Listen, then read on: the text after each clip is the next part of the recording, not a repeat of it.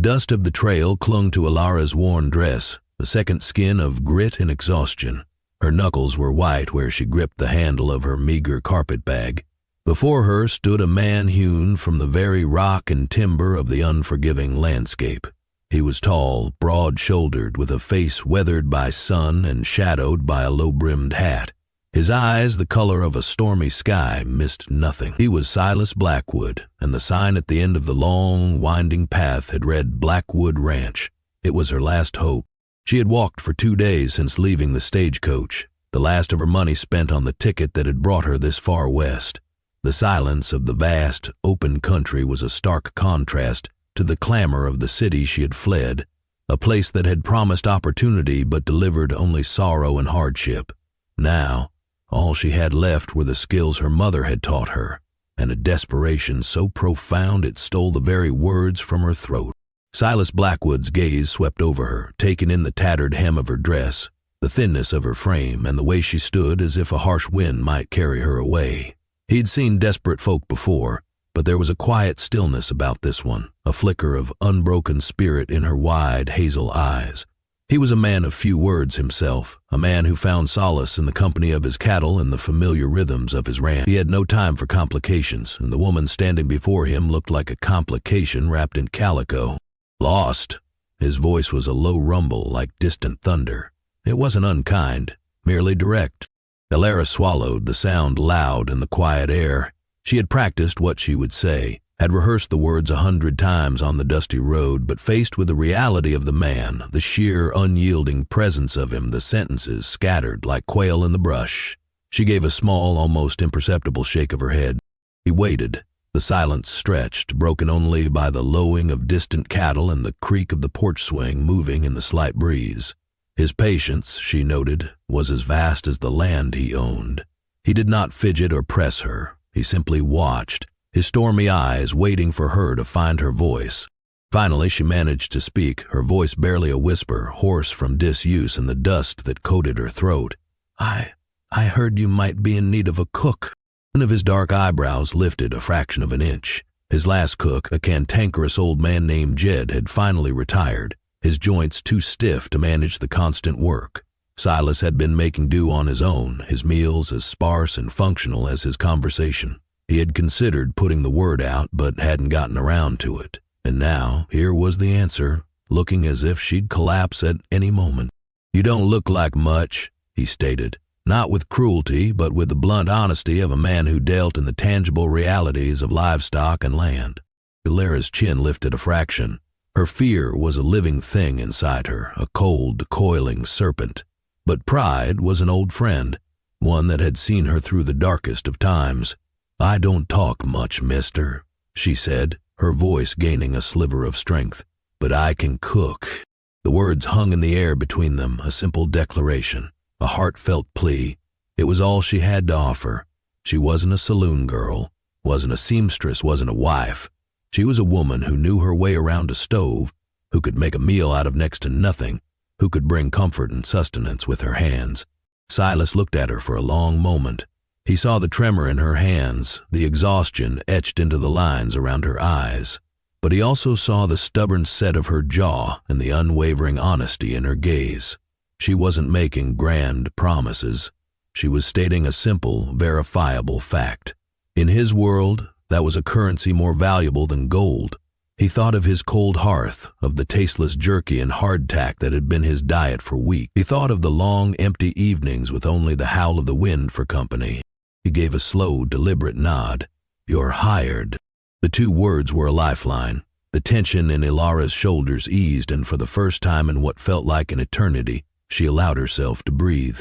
She had a place. She had a purpose. It wasn't a home, not yet, but it was a start. "The kitchen's in the back," Silas said, gesturing with his head toward the sprawling ranch house. "You can take the room above it. It's small, but it's clean." He turned then, as if the matter was settled, and began walking toward the barn. "Supper's at 7. There are 3 ranch hands. And me. Don't be late." Elara watched him go, a silent, imposing figure against the backdrop of the setting sun. She had no idea what the future held, what trials awaited her in this new, rugged life. But as she walked toward the kitchen, her carpet bag suddenly feeling a little lighter. She knew one thing for certain. She would cook him the best meal he had ever tasted. The kitchen was a reflection of its owner, large, functional, and devoid of any unnecessary frills. A massive iron stove stood against one wall, its surface clean but cold. Pots and pans, heavy and well-used, hung from hooks on the wall. A large pantry stood half open, revealing sacks of flour, beans, and potatoes. It was a space built for work, not for comfort. For Elara, it was a sanctuary. She set her bag down in the small clean room upstairs. It contained little more than a spare dress, her mother's well-worn recipe book, and a small carved wooden bird, the last gift her father had given her before he'd passed. She touched the smooth wood for a moment, drawing strength from the memory, before tying an apron around her waist and descending to the kitchen, her domain. There was a side of beef hanging in the cool larder and a basket of freshly dug potatoes and onions on the counter. It was more than she could have hoped for. Silas Blackwood might be a man of few words, but he was a man who provided. She felt a flicker of gratitude. He hadn't asked for references, hadn't questioned her past. He had accepted her simple, honest claim. Now she would prove its worth. Her hands, so often clumsy with a needle or a pen, moved with an innate grace in the kitchen. She stoked the fire in the stove until it roared to life, the warmth pushing back the evening chill and the lingering shadows of her own weariness. She kneaded dough for bread, her movements sure and practiced, the rhythm of familiar comfort. She seasoned and seared thick cuts of beef, the sizzle and aroma filling the once silent space with the promise of a good meal. As she worked, the weight of the past few weeks began to lift. The kitchen became her world, a place where she was in control, where the results were immediate and satisfying. Here, there were no false promises, no leering eyes, no expectations she could not meet. There was only the heat of the stove, the weight of the knife in her hand, and the alchemy of turning simple ingredients into something that would nourish and sustain. By the time 7 o'clock approached, the transformation was complete. The long wooden table in the main room, which she had scrubbed clean, was now set. A platter of perfectly cooked steak sat in the center, surrounded by bowls of fluffy mashed potatoes, rich brown gravy, and sweet caramelized onions. A loaf of golden brown bread, still warm from the oven, rested on a cutting board, its crust thick and inviting. The entire house was filled with a scent that spoke of home, of comfort, of care. The 3 ranch hands came in first, their faces etched with the hard lines of a long day's work. They stopped just inside the door, their eyes wide, their noses twitching. They looked at the table, then at Elara, who stood quietly by the stove, her face slightly flushed from the heat. A respectful silence fell over them. Then Silas Blackwood entered. He stopped just as his men had, and his gaze swept over the table. He looked from the steaming platter of meat to the fresh-baked bread, and then his eyes found Elara. She met his gaze, a silent question in hers. "Is this enough?"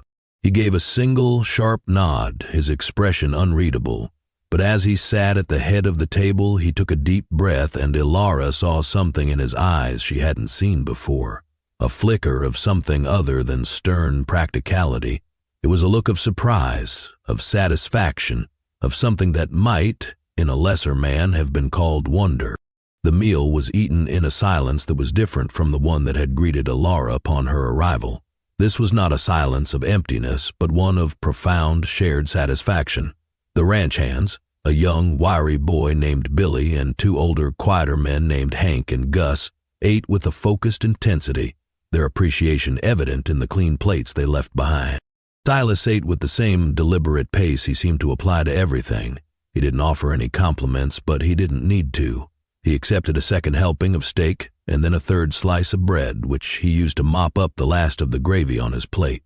For a man of few words, his actions spoke volumes. When the meal was over, the hands stood, murmuring their thanks. "Best meal I've had in years, ma'am," Billy said, his youthful face beaming. Hank and Gus simply nodded their agreement, their expressions conveying a deep, simple gratitude. Elara simply nodded in return, a small, shy smile touching her lips for the first time. She had done what she had promised. She had cooked. After the hands had departed for the bunkhouse, Silas remained at the table. A mug of coffee Elara had poured for him held between his large, calloused hands. The house was quiet again, but The silence was now a comfortable one, warmed by the lingering heat from the stove and the satisfying aftermath of a good meal. Elara began to clear the table, moving with a quiet efficiency that did not disturb the peace. She expected him to leave, to retreat into whatever private corner of the house he occupied. Instead, he watched her. His gaze wasn't intrusive or judgmental. It was observant, as if he were trying to solve a puzzle. "Where did you learn to cook like that?" he asked, his voice low in the quiet room. The question startled her. It was the first thing he had asked about her past. She paused, a stack of plates in her hands. "My mother taught me," she said, her voice soft. "She said a good meal could soothe a troubled soul." He considered this for a moment, his eyes on the dark liquid in his mug. "She was a wise woman." "Yes," Elara whispered, a pang of old grief piercing the fragile peace she had found. "She was." She turned away, carrying the plates to the wash basin. She didn't want to talk about her mother, about the life she had lost.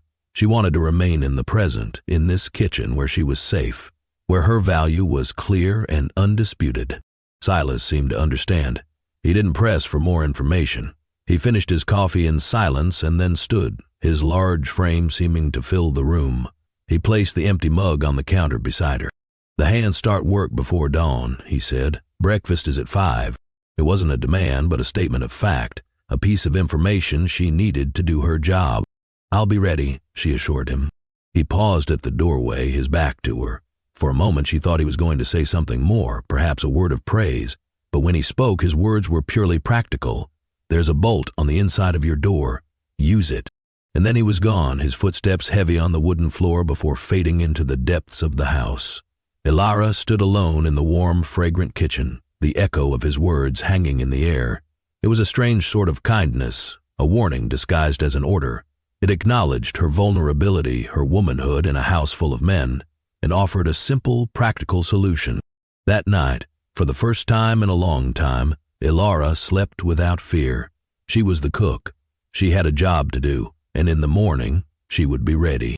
The rhythm of the Blackwood ranch was dictated by the sun. It began before the first hint of dawn, with the clatter of pans and the smell of frying bacon and fresh coffee filling the main house. Elara rose without complaint, the pre-dawn chill in her small room a minor inconvenience. Her purpose was clear, her tasks laid out before her. She quickly learned the preferences of the men she cooked for. Billy, with the boundless appetite of youth, would eat anything and everything, his praise always effusive. Hank and Gus were creatures of habit, content with simple, hearty fare. And Silas remained an enigma. He ate whatever she placed before him without comment, but she began to notice the small things. He had a fondness for her sourdough biscuits. He preferred his coffee black and strong, and he never failed to finish a slice of the apple pie she baked, using the last of the preserved apples she'd found in the larder. Her life fell into a simple, predictable pattern. She cooked, she cleaned, she managed the kitchen and its supplies with a frugal efficiency that stretched every resource. The men treated her with a gentle, almost clumsy respect. They tipped their hats when they saw her, moderated their language when she was near, and left their muddy boots on the porch without being asked. She was a civilizing influence, a quiet presence that smoothed the rough edges of their hard-bitten lives. In the long afternoons between the midday meal and supper, Elara found moments of peace. She would sit on the back porch, mending the men's clothes or reading from the one book she'd found on a dusty shelf in the main room, a collection of Shakespeare's plays. The vast, silent landscape that had once seemed so intimidating now offered a strange sort of comfort. Its stark beauty was honest, its dangers clear and present, unlike the hidden cruelties of the city she'd left behind. She rarely spoke to Silas beyond the necessities of her job. She would ask what work was planned for the next day, to know if she should pack lunches for the trail. He would inform her if he was riding out to the far pastures and would miss the midday meal. Their conversations were brief, functional, yet beneath the surface a silent understanding was growing.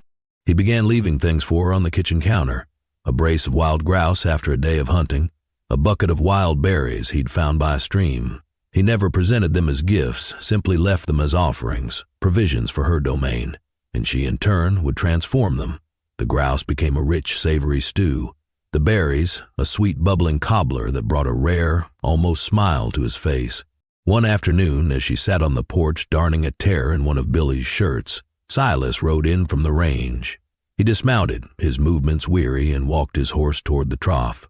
He moved with the slow, deliberate grace of a man who spent his life in the saddle. He worked the pump, the rhythmic squeak of familiar sound, and let the horse drink its fill. He looked over at her, his eyes squinting against the afternoon sun. "You're quiet," he observed. It wasn't an accusation, just a statement of fact. Elara looked down at the shirt in her hands. "I don't have much to say. Most women I've known," he said, his voice a low drawl, "have plenty to say." She thought of the shrill, demanding voice of her former employer's wife, of the false, simpering tones of the women who had looked down on her. Perhaps they had more to be happy about. The words were out before she could stop them, a small, bitter truth that surprised even her. Silas's gaze sharpened. He led the horse toward the barn, his boots kicking up small puffs of dust. He didn't respond, and Elara chided herself for revealing even that small piece of her past. She was the cook. Her feelings, her history, were not part of the arrangement. But later that evening, after the kitchen was clean and the house was quiet, she found a small, intricately woven horsehair bracelet left on the newel post at the bottom of the stairs to her room. It was a simple, beautiful thing, a testament to long hours of patient work. There was no note. There didn't need to be. She picked it up, her fingers tracing the smooth, interwoven strands. It was a gift, a silent acknowledgement, a recognition of something more than just her ability to cook. And as she slipped it onto her wrist, a fragile, unfamiliar feeling began to take root in her heart. Hope. The days bled into weeks, and Elara's presence on the Blackwood branch became as ingrained as the scent of coffee in the morning. The kitchen, once a cold and functional space, now bore her mark. Wildflowers in a jam jar graced the windowsill. The scent of baking bread was a constant, comforting presence. She had brought a quiet warmth to the heart of the house, and in doing so had carved out a space for herself that felt safer than any she had ever known. Her past remained a locked room, a place she never visited in conversation, but it lived in the shadows of her eyes, in the way she would sometimes start at a loud noise, in her reflexive, almost fearful deference to Silas. He saw it all, his storm-gray eyes missing little. He saw the scars on her soul, though he did not know their cause. He too was a man with a past. Elara saw it in the way he would sometimes stand on the porch late at night, staring out at the vast, dark expanse of his land, a look of profound loneliness on his face. She saw it in the faded photograph of a woman with a gentle smile that he kept on his desk in the small Spartan office he rarely used.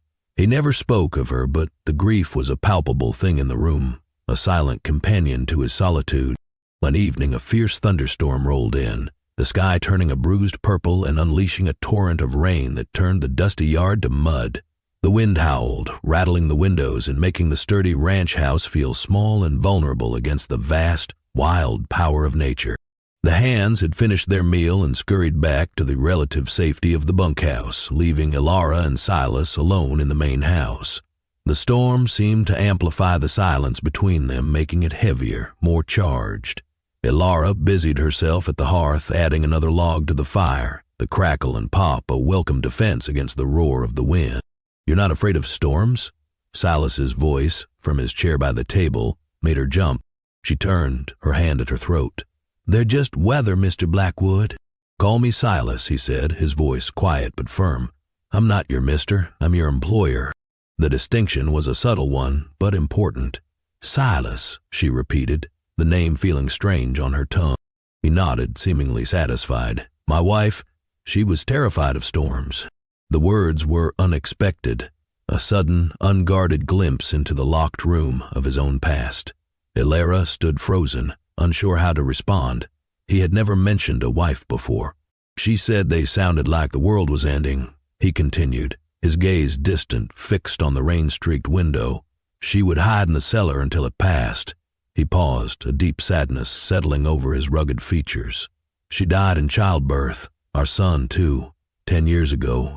The confession filled the space between them, raw and painful. Elara's own sorrows, which she had guarded so fiercely, seemed to resonate with his. She saw him not as the stern, imposing rancher, but as a man hollowed out by grief, a man who had walled himself off from the world to avoid any further pain. "I'm sorry," she whispered, the words inadequate but sincere. He looked at her then, his eyes holding a depth of sorrow that she recognized. "It's in the past. Nothing to be done about it." He stood and walked to the window, staring out at the tempest. "Some things you just learn to live with." Elara thought of her own past, the demanding employer in the city, the false accusation of theft when she had rebuffed his advances, the shame of being thrown out onto the street with nothing but a ruined reputation. She had learned to live with it, had run from it, until she could run no more. She didn't offer her own story. The moment was his, the space filled with his grief. Instead, she did the only thing she knew how to do. She walked back to the kitchen, stoked the stove, and began to make a pot of hot, sweet tea. She sliced a piece of the peach pie she had made that afternoon and placed it on a plate beside the tea. She brought it to him, setting it on the small table beside the window. He looked from the pie to her face, a question in his eyes. "My mother used to say," Elara said softly, her voice barely audible above the storm, "that a sweet thing can help with a bitter memory." He looked at her for a long moment, the sounds of the storm filling the silence. Then he gave a slow nod and picked up the fork. He didn't speak again, but as he ate the pie and drank the tea, the rigid line of his shoulders seemed to soften. In the warm, fire-lit room, with the storm raging outside, two lonely souls shared a quiet moment of communion, a silent acknowledgement of the scars they both carried. The storm passed, leaving the world washed clean and glistening. In its wake, something had shifted between Elara and Silas. The formal boundaries of employer and employee had begun to blur, replaced by a fragile, unspoken connection. He still spoke few words, but his glances lingered longer. His presence in the kitchen less a matter of necessity and more one of choice. He would often take his morning coffee at the kitchen table, watching her as she prepared the day's meals. He observed the deft, sure movements of her hands, the quiet concentration on her face. He saw the kitchen not just as a place of labor, but as her kingdom, a domain where she moved with a grace and confidence that was absent when she was outside its walls. One morning, she was kneading a large batch of dough, her brow furrowed in concentration. The work was hard, her small frame straining with the effort. Silas, watching from his usual spot, stood up abruptly. He walked over, his large presence looming over her. Elara flinched, a flicker of old fear in her eyes. "Here," he said, his voice gruff. He gently pushed her hands aside and took her place at the dough. "Like this." He began to knead the dough, his large, powerful hands making short work of the task. He worked with an unexpected skill, his movements efficient and strong. Elara watched, mesmerized. "My mother taught me," he said, echoing her own words from weeks before. She said, "A man who can't feed himself is a helpless man." He finished the dough and placed it in a greased bowl, covering it with a clean cloth. He then looked at her hands, which were red and chapped from work. He frowned. The next day, a small tin of soothing balm appeared on the kitchen counter. Like the horsehair bracelet, it was an anonymous gift, a silent gesture of care. Elara used it gratefully, the cool balm on her sore hands a physical reminder of his quiet, watchful presence. Their unspoken language continued to evolve. She learned to read his moods by the set of his shoulders, by the way he held his coffee cup. A tense jaw meant trouble with the cattle or a dispute with a neighbor over water rights. A relaxed posture meant a good day on the range. In turn, she learned to comfort him with food.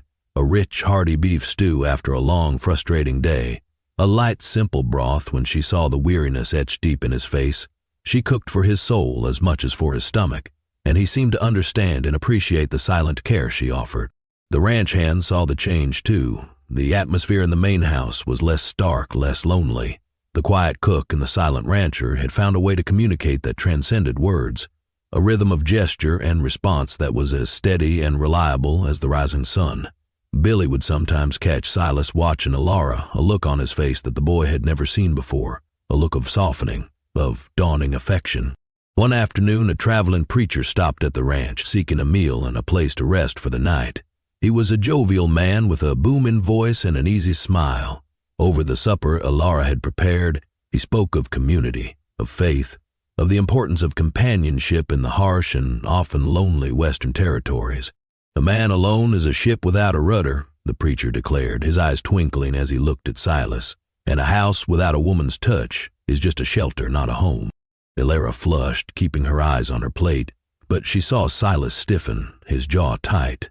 After the preacher had retired for the night, Silas stood on the porch, staring into the darkness. Elara, clearing the table, could see his silhouette against the starry sky. He looked more alone than ever. She hesitated, then stepped out onto the porch, a shawl wrapped around her shoulders against the night chill. She didn't speak, simply stood a respectful distance away, her presence a silent offering of company. "He talks too much," Silas said, his voice a low growl. "He means well," Elara replied softly. "This place," Silas said, his voice heavy, "hasn't been a home in a long time." "It feels like one now," Elara said, the words barely a whisper. He turned to look at her, his face shadowed, his expression unreadable. But in the dim light from the house, she saw a flicker of something in his eyes, a vulnerability, a longing that mirrored her own. The space between them crackled with unspoken emotions, with the dawning realization that what had begun as a simple arrangement of employment had become something much, much more.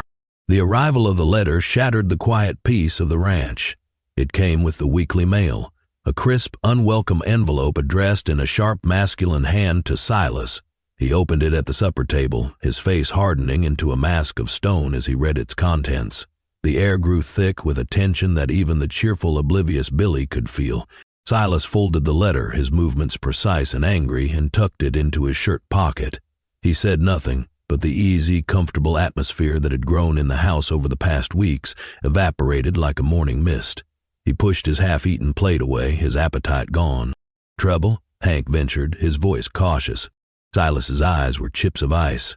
"An old problem has resurfaced." He stood up from the table, his chair scraping loudly on the wooden floor. "I have to ride out. I'll be gone a few days."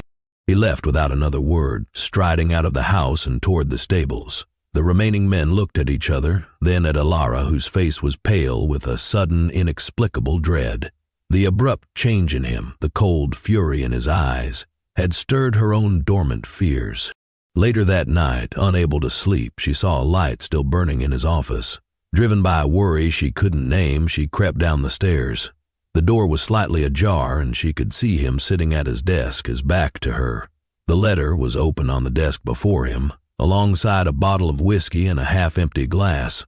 She heard a sound, a low, guttural noise of pure frustration, and saw his hand clench into a fist, crushing the letter in his grasp. He then rested his head in his hands, his broad shoulders slumped in a posture of utter defeat. The sight of this strong, self-reliant man so undone pierced Elara's heart. She retreated before he could see her, her mind racing. Who could have sent such a letter? What old problem could cause such a reaction? Her imagination, colored by her own painful experiences, conjured images of threats and dangers. He was gone before she rose the next morning. The house felt empty, hollow, the silence no longer comfortable but oppressive. The ranch hands worked with a grim determination, their usual banter absent. The shadow of their boss's anger hung over everything. For 2 days, Elara went through the motions of her work, her anxiety a constant churning knot in her stomach. She found herself watching the long road that led to the ranch, praying for the sight of his familiar figure on horseback. She realized with a startling clarity how much his presence had come to mean to her, how his quiet strength had become the bedrock of her own fragile sense of security. On the 3rd day, as the sun began its descent, casting long shadows across the land, he returned. He rode in slowly, his horse lathered and tired. He looked gaunt, his face covered in dust and stubble, his eyes burning with a weary anger. He dismounted and walked straight into the house, past the kitchen where Elara was preparing supper. He went into his office and shut the door. The sound echoed through the quiet house like a gunshot. Elara hesitated for a moment, then took a deep breath.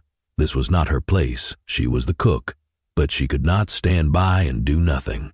She poured a tall glass of cool water and put it on a tray with a small plate of the fresh bread she had just taken from the oven. Her hand trembled as she knocked on his office door. "Go away," he growled from within. She knocked again, more firmly this time. "Silas?" There was a long silence, then the sound of footsteps, and the door opened. He glared down at her, his face a thundercloud. "What?" She held out the tray. "You need to eat something." He looked from the tray to her face, at the genuine concern in her eyes. The anger in his own eyes seemed to falter, replaced by a deep, profound weariness. He stepped back, allowing her to enter. The office was a mess. Papers were scattered, the whiskey bottle was nearly empty. He looked broken. "Who is he, Silas?" she asked softly, setting the tray on his desk. "Who is making you this way?" He sank into his chair, running a hand over his face. "His name is Thorne," he said, his voice rough. "Jacob Thorne, and he owns the land to the east of mine." He looked at her, his eyes full of a 10-year-old pain. "He was my wife's brother." The name hung in the air, heavy and poisonous. Jacob Thorne, the brother of the woman whose faded photograph sat on the corner of the desk, the source of the darkness that had descended upon Silas. "He blames me for her death," Silas continued, his voice low and strained, as if pulling the words from a deep, painful place. "He always has. He says I brought her out to this harsh land, that I worked her to an early grave." Elara looked at Silas's large, calloused hands, hands that could be so gentle, and thought of the soothing balm, the horsehair bracelet. She thought of his silent, constant provision. The accusation felt deeply, fundamentally wrong. "But that's not what happened," she stated, her voice quiet but firm. It wasn't a question. Silas shook his head, his gaze fixed on the past. "Sarah, she loved this place. She saw the beauty in it, not the hardship. She was delicate, but she was strong in her own way. The birth was just difficult. The doctor came too late." He finally looked up, his eyes meeting hers, raw with an old, unhealed grief. "Thorne never forgave me. He said I should have taken her to the city, that I sacrificed her for my own selfish pride in this ranch. The letter," he explained, "was a threat. Thorne had been buying up the debt of smaller ranches in the area, consolidating his power. Now he was damming the creek that ran through his property, the same creek that was the primary water source for the southern pastures of the Blackwood Ranch. It was a slow, deliberate act of strangulation. Without that water, a third of Silas's herd would be at risk as the dry season approached. "He wants to ruin me," Silas said, the words flat, devoid of emotion. "He wants to see me lose everything I've built, everything Sarah and I built together." Here was the source of his solitude, the reason he had walled himself off. It wasn't just grief, it was a decade of enduring the hatred and machinations of a man who should have been his family. He had borne it all alone, in silence. Elara's heart ached for him. She knew what it was like to be the target of a powerful man's animosity, to be unjustly accused and threatened. Her own past, the one she had kept so carefully hidden, came rushing back. The leering face of her former employer, Mr. Croft, his proposition, her refusal, his rage and the subsequent accusation that she had stolen from his wife, the humiliation of being dismissed without a reference, her name blackened. She had run, but Silas could not. This was his home. "You can't let him win," she said, her voice filled with a sudden, fierce conviction that surprised them both. Silas gave a bitter, humorless laugh. "He has money, Elara. He has influence. He can tie me up in court for years, and all the while my cattle will be dying of thirst." "There has to be a way," she insisted, her mind racing. She was just a cook. What could she possibly do? But the injustice of it, the quiet, determined cruelty of this man Thorne, ignited a fire in her. Silas had given her a refuge, had treated her with a quiet dignity she had not known elsewhere. She would not stand by and watch him be destroyed. "We will find a way," she said, her voice stronger now. "You are not alone in this." He looked at her, truly looked at her, and for the first time he saw past the quiet cook. He saw a woman of unexpected strength, of fierce loyalty. In her eyes he saw not pity but a shared understanding of pain and a resolute determination to fight back. He had hired her to cook, to fill a practical need. He had not expected her to become his ally, his confidant. He reached across the desk and his large, rough hand covered hers. The touch was electric, a current of shared purpose passing between them. "People there," he said, her name a quiet acknowledgement of all that had passed between them, spoken and unspoken. The fight was not over. In fact, it had just begun. But as they sat in the quiet office, the last of the evening light fading outside, Silas Blackwood no longer felt like he was fighting it alone. He had an ally, and her name was Elara. The next morning, the pall of despair that had hung over Silas was replaced by a grim, focused energy. Elara's quiet declaration, "You are not alone in this," had rekindled a spark of defiance in him. He would not let Jacob Thorne crush him. He would not let the memory of his wife be dishonored by his surrender. "They need to bind the six together," Sebastian said. He called the hands together, his voice steady and resolute as he explained the situation. He told them about Thorne, about the dam, about the threat to their livelihood. He didn't sugarcoat the difficulty of the fight ahead. "I can't pay you what Thorne can offer," Silas said, his gaze meeting each of theirs in turn. "The work will be harder. The future is uncertain. If any of you want to ride on, I'll understand. I'll pay you what I owe you, and there will be no hard feelings." Billy, Hank, and Gus looked at each other. They had worked for Silas for years. They had seen his fairness, had benefited from his steady leadership, and they had eaten Elara's cooking. This ranch, under their silent boss and his quiet cook, had become their home. "The day I take Thorne's money," Gus said, spitting on the ground, "is the day you can put me in the ground." "We're with you, boss," Billy added, his young face set with determination.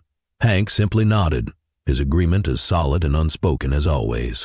A flicker of profound gratitude crossed Silas's face. "All right then," he said. "Let's get to work." The plan was grueling but simple. They had to move the entire southern herd to the northern pastures, where a smaller, less reliable spring was their only other water source. It meant overgrazing the North Range and a massive, exhausting cattle drive that would take days. As the men prepared, Elara turned the kitchen into a command center. She was not a ranch hand, but she had a role to play. She baked bread, she smoked meat, she filled every available canteen. She prepared food that was light to carry but packed with the energy they would need for the hard ride ahead. Her work was as vital to the effort as a good horse or a sturdy rope. As Silas was about to mount his horse, ready to lead the drive, Elara came out of the house, wiping her flour-dusted hands on her apron. She handed him a bundle wrapped in cloth. "For the trail," she said simply. He took it, his fingers brushing against hers. He looked down at her determined face, and saw the unwavering support in her eyes. The world had shrunk to this single, crucial fight, and she was standing right beside him. On impulse, driven by an emotion too strong to contain, he leaned down from the saddle. He hesitated for only a second before his lips met hers. It was not a kiss of passion, but of deep, desperate gratitude. It was a kiss that tasted of dust and coffee and the faint, sweet scent of the bread she had just baked. It was a promise, a thank you, and a prayer all rolled into one. Elara's eyes widened in surprise, her hand flying to her lips as he pulled back. A deep blush spread across her cheeks, but she did not look away. Silas cleared his throat, his own face flushed under his tan. "Keep the house safe," he said, his voice gruffer than usual to cover his emotion. "Lee, always," she whispered. He turned his horse and rode out, his men falling in behind him, a small army of 4 against the might of Jacob Thorne. Elara watched until they were just a cloud of dust on the horizon. Then she turned and went back into the house, her heart pounding.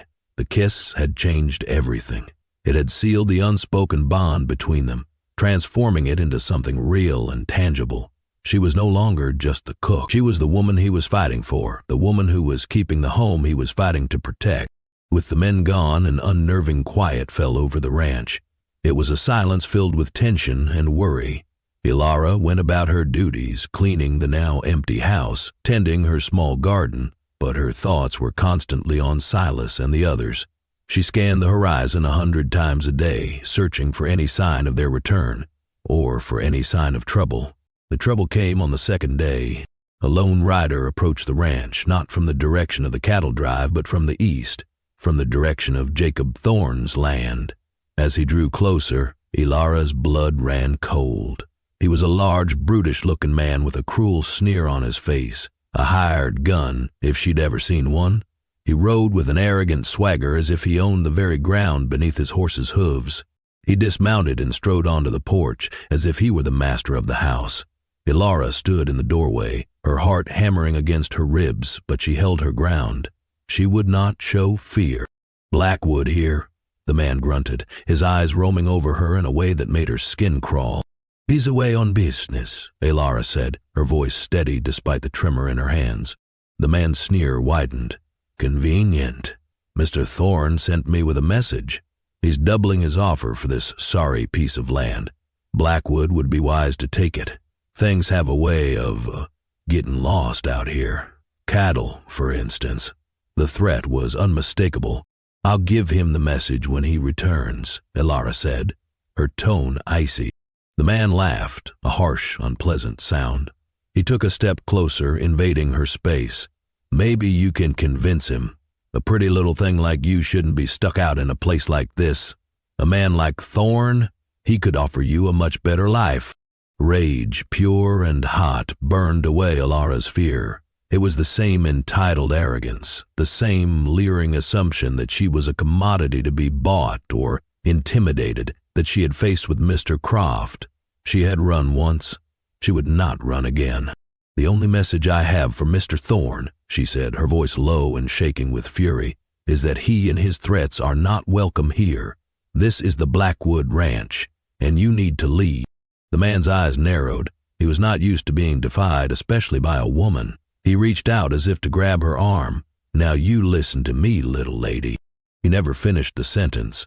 From the corner of the house, a voice, low and dangerous, cut through the air. I suggest you take your hand off her. The hired gun froze. He turned slowly. Silas stood there, his face a mask of cold, deadly fury. He wasn't supposed to be back for at least another day. He was covered in dust and sweat, but his eyes were like blue flames. In his hand, he held his rifle. Its barrel pointed steadily at the center of the man's chest. Blackwood, the man stammered, taking a step back. I was just delivering a message. I got the message, Silas said, his voice deadly quiet. He took a step forward. Now you're going to take one back to Thorne. You tell him if he or any of his men ever set foot on my land again, I'll consider it an act of war. You tell him the Blackwood Ranch is not for sale. Not now, not ever. The hired gun looked from the unwavering barrel of the rifle to the fury in Silas's eyes and made a wise decision. He backed away, mounted his horse, and galloped off, not looking back. Silas watched him go, his body rigid with contained violence. Only when the rider was out of sight did he lower the rifle. He turned to Elara, his eyes scanning her, searching for any sign of harm. Are you all right? He asked, his voice rough with emotion. She could only nod, her legs suddenly weak. He had come back. He had seen the rider from a ridge and had ridden hard, fearing the worst. He had arrived in time. He had protected her. He strode onto the porch and without a word pulled her into his arms. Elara buried her face in his dusty shirt, breathing in his familiar scent. His arms wrapped around her, holding her tight, a shield against the world. He won't hurt you, Silas murmured into her hair. I won't let him. I won't let anyone hurt you, Elara. Ever again. In the safety of his arms, she knew it was true. This was her home, and he was her protector. The confrontation was a declaration of war, and Jacob Thorne was not a man to accept defeat. The next morning, as Silas and his men prepared to ride out and finish the cattle drive, they saw it, a plume of smoke rising from the north, the direction of the northern pastures, the direction of their last remaining water source, and their entire herd. He's fired the range, Gus said, his voice grim. It was an act of pure, malicious destruction. A grass fire with the wind behind it would sweep through the dry pastures in hours, destroying the grazing land and trapping the cattle. It was Thorne's final, desperate move to ruin Silas completely. Panic was a tangible thing, a metallic taste in the air. But Silas's face was set, his jaw a hard line of resolve. Hank, Gus, you ride to the west flank. Billy, with me. We have to try and turn the herd, drive them into the rocky canyon. It's their only chance. As the men galloped away, a cloud of dust in their wake, Elara stood on the porch, a feeling of utter helplessness washing over her. She could cook, she could clean, she could offer comfort, but she couldn't fight a fire. She couldn't save a herd. Or could she? Her mind raced, desperately searching for a way to help. She thought of the ranch, of every detail she had learned in her months there. And then an idea sparked. It was a long shot, a desperate gamble, but it was better than doing nothing. She ran to the barn, her heart pounding with a new, frantic purpose. She hitched the two sturdiest draft horses to the large, heavy water wagon used for the garden. Working with a speed she didn't know she possessed, she filled every barrel, every bucket, every container she could find with water from the well.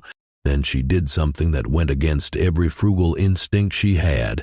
She ran to the larder and grabbed the precious sacks of flour and sugar, hauling them onto the wagon. She remembered something her father, a man who had fought fires in his youth, had once told her. Sometimes you have to fight fire with things you value. Her plan was insane. The fire was huge, and she was just one woman with a wagon, but she had to try. She climbed onto the wagon seat, grabbed the reins, and with a sharp command to the horses, charged out of the yard, heading not toward the main fire but toward a narrow ravine that cut across the land, a natural fire break that Thorne's fire would soon jump. The ride was bone-jarring. The smoke was thick and acrid, stinging her eyes and choking her lungs. The roar of the approaching fire was a terrifying, living sound. But she pushed on, her knuckles white on the reins, her focus absolute. She reached the ravine just as the first tongues of flame began to lick at the dry brush on the other side. She worked like a woman possessed. She soaked blankets and burlap sacks in water, beating back the small spot fires that jumped the gap. It was a losing battle against the main blaze, but she wasn't trying to stop the whole fire. She was trying to hold this one small line. When the water ran low, she tore open the sacks of flour and sugar, throwing them onto the encroaching flames. The fine powder smothered the fire, creating a temporary blackened barrier. It was a desperate, costly act, but it was working. She was holding the line. She had no idea how long she fought. Time melted away in a haze of smoke, heat, and frantic effort. She was coughing, her face was black with soot, her arms felt like lead. And then, through the smoke, she saw them. Riders. Silas and the others, having managed to turn the bulk of the herd, were riding back, their faces black with soot and despair, expecting to find the entire northern range lost. They stopped, staring in disbelief at the scene before them. At the small, determined figure of Elara, standing alone amidst a blackened, smoldering patch of ground. A line that had not been crossed. She had saved the fire break. She had saved the northern range. Silas slid from his horse and ran to her. He caught her just as her knees gave way, her strength finally spent. He held her, looking from her soot-stained face to the line she had held. His eyes filled with an emotion so profound it left him speechless. Awe. She had done more than cook. She had done more than offer comfort. She had fought for his home, for their home, with a courage and ingenuity that rivaled any of his men. She had saved them. Jacob Thorne did not get the Blackwood Ranch. The fire, while devastating, had been contained thanks to Elara's quick thinking and the tireless work of Silas and his men. Thorne had overplayed his hand. Setting a range fire was a serious crime, and with the testimony of Silas's hands and the evidence of Thorne's previous threats, the law, for once, was on Silas's side. Faced with prison, Thorne sold his holdings to a larger cattle company and disappeared from the territory, a bitter, defeated man.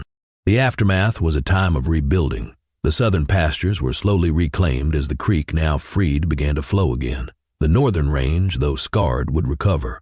The work was hard, but a new spirit infused it. The ranch was no longer just Silas's burden, but a shared responsibility, a shared home. The bond between Silas and Elara, forged in adversity and sealed by fire, was now the quiet, solid foundation of the house. The unspoken words had finally given way to spoken ones.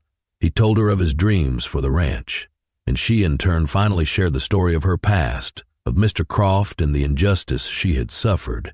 He listened, his hand holding hers, his anger on her behalf a soothing balm on the old wound. One evening as the sun set, painting the sky in hues of orange and purple, they stood on the porch, watching the cattle graze peacefully. The silence between them was no longer a void, but a space filled with understanding and a deep, abiding love. "I was wrong," Silas said, his voice a low rumble. Elara looked up at him. "About what?" "That day you arrived," he said, turning to face her. "I said you didn't look like much." He reached out and gently brushed a stray strand of hair from her face. "You are the strongest person I have ever known, Elara. You are the heart of this ranch. You are the heart of my life." Tears welled in her eyes, tears not of sorrow, but of a joy so profound it filled her to bursting. "I love you," he said, the words simple, honest, and true. "And I love you, Silas," she replied, her voice thick with emotion. He smiled, a true, warm smile that reached his stormy eyes and transformed his rugged face. He leaned down and kissed her, a kiss that held all the promise of their future, a future of shared sunrises, of quiet companionship, of a home filled not with silence but with the comfortable, enduring language of love. She had arrived, a stranger, a woman with nothing to offer but a simple skill. She had come seeking only a job, a refuge from the world. But in the heart of the unforgiving West, in the arms of a silent, lonely rancher, she had found so much more. She had found her courage, she had found her voice, and she had found her home.